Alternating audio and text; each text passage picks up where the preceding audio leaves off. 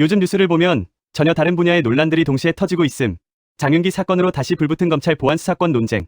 시세의 80%의 산 공공분양주택은 나중에도 80%에 팔게 하자는 제안. 안규백 국방부 장관의 14개월과 22개월 병적 기록 논란. 그리고 출시 직후부터 투자자 손실과 변동성 논란에 휩싸인 SK하이닉스 2배 레버리지 상품까지. 하나는 수사 이야기고 하나는 집값 이야기고 또 하나는 군 복무와 주식 이야기라서 전혀 상관없어 보임. 근데 이 네 가지에는 공통점이 있음. 국민을 보호하겠다며 제도를 만들거나 없애더라도 문제가 생겼을 때 누가 다시 확인하고 누가 책임질 것인지까지 정하지 않으면 더 큰 논란이 생길 수 있다는 거임. 먼저 장윤기 사건임. 경찰은 처음 장윤기를 일반 살인 혐의로 검찰에 송치했음. 그런데 검찰이 사건을 다시 들여다보는 보완수사를 진행한 뒤 성폭력처벌법상 더 무거운 강간 등 살인 혐의를 적용해 재판에 넘겼음.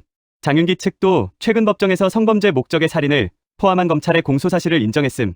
여기에 경찰 수사 과정에서 증거가 제대로 확보되지 않았다는 의혹과 경찰 관계자들의 증거인멸 유착 의혹까지 수사 대상으로 확대됐음. 다만 경찰 관계자들에게 제기된 의혹은 수사와 재판을 통해 최종적으로 확인돼야 하는 사안임. 이 사건 때문에 검찰의 보안수사권을 완전히 없애도 되느냐는 논쟁이 다시 커졌음. 보안수사권을 유지해야 한다는 쪽에서는 경찰이 혐의를 잘못 판단하거나 중요한 증거를 놓쳤을 때 다른 기관이 직접 다시 확인할 장치가 필요하다고 주장함. 반대로 폐지 찬성 측은 검찰이 직접 수사하지 않아도 경찰의 보안수사를 요구하고 경찰이 반드시 다시 수사하게 만드는 방식으로 해결할 수 있다고 반박하고 있음. 결국 중요한 건 검찰과 경찰 중 어느 기관이 더 많은 권한을 갖느냐만은 아님. 처음 수사가 잘못됐을 때 피해자와 유가족이 다시 판단받을 수 있는 안전장치가 실제로 작동하느냐는 거임. 두 번째는 시세 80% 공공분양 논쟁임. 공공분양 아파트를 시세의 80%에 샀다면 나중에 집을 팔 때도 당시 시세의 80%에만 팔게 하자는 제안이 나왔음. 중요한 건 이 내용이 아직 확정된 정부 정책이 아니라 국회 토론회에서 전문가가 제안한 방안이라는 점임. 예를 들어 시세가 5억 원인 아파트를 공공지원으로 4억 원에 샀다고 해보겠음. 몇 년 뒤 주변 시세가 8억 원으로 올라도 이 집은 같은 할인율을 적용해 6억 4천만 원 정도에 다음 무주택자에게 파는 구조임. 첫 당첨자도 어느 정도 집값 상승의 혜택은 얻지만 공공지원으로 생긴 차익 전체를 혼자 가져가지는 못하게 하는 거임. 이렇게 하면 공공이 저렴하게 공급한 주택이 한번 거래된 뒤 일반 시세로 변하는 것을 막고 다음 무주택자도 계속 시세보다 싼 가격에 살 수 있다는 장점이 있음.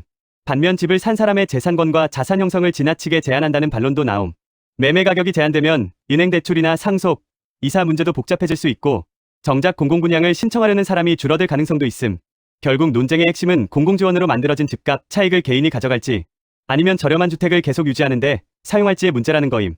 세 번째는 안규백 국방부 장관 병적기록 논란임. 야권은 안 장관이 과거 방위병으로 복무할 당시 통상적인 복무기간은 14개월이었는데 병적기록에는 약 22개월로 표시된 점을 문제 삼고 있음. 군무이탈이나 징계 때문에 기간이 길어진 것 아니냐며 병적기록 공개도 요구하고 있음.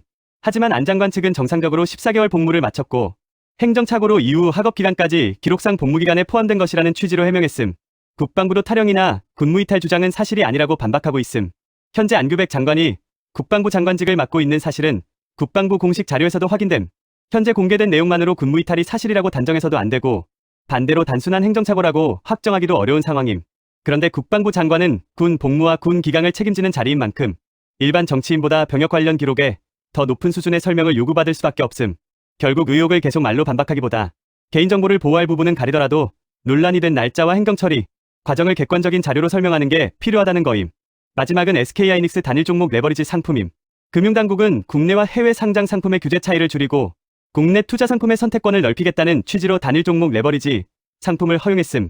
관련 제도가 개정된 뒤 삼성전자와 SK하이닉스의 하루 등락률을 약 2배로 추종하는 상품들이 5월 27일 상장됐음.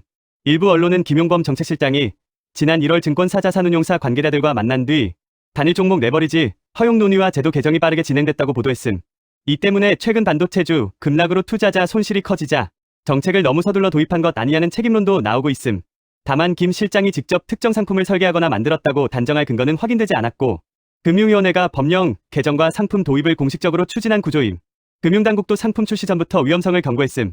단일 종목 레버리지는 장기 수익률의 2배가 아니라 매일 발생하는 수익률의 2배를 추종하는 상품임. 예를 들어 기초 종목이 20% 떨어졌다가 다시 20% 오르면 일반 주식은 100에서 80으로 내려간 뒤 96이 됨. 하지만 2배 레버리지는 100에서 40% 떨어져 60이 되고 다음날 40%가 올라도 84에 불과함. 주가가 오르고 내리는 과정이 반복될수록 손실이 누적되는 음의 복리 효과 때문임. 금융위원회도 이 상품은 하루 최대 60% 수준의 이론적 손실이 발생할 수 있고 장기 투자에는 불리하다고 공식적으로 경고했음. 투자 전 2시간 교육과 1천만 원의 기본 예탁금도 적용했음. 그럼에도 실제 시장에서 자금 쏠림과 큰 손실이 나타나자 김용검 정책실장은 관계기관이 시장 영향을 살펴보고 필요하면 제도를 보완하겠다고 밝혔음.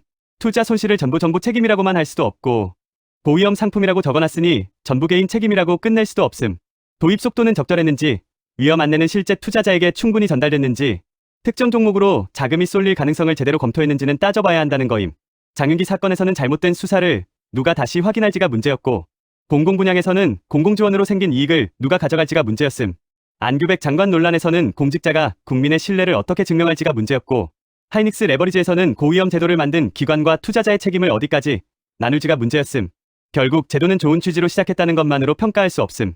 문제가 생겼을 때 누가 확인하고 누가 책임지고 어떻게 고칠 것인지까지 준비돼 있어야 한다는 거임.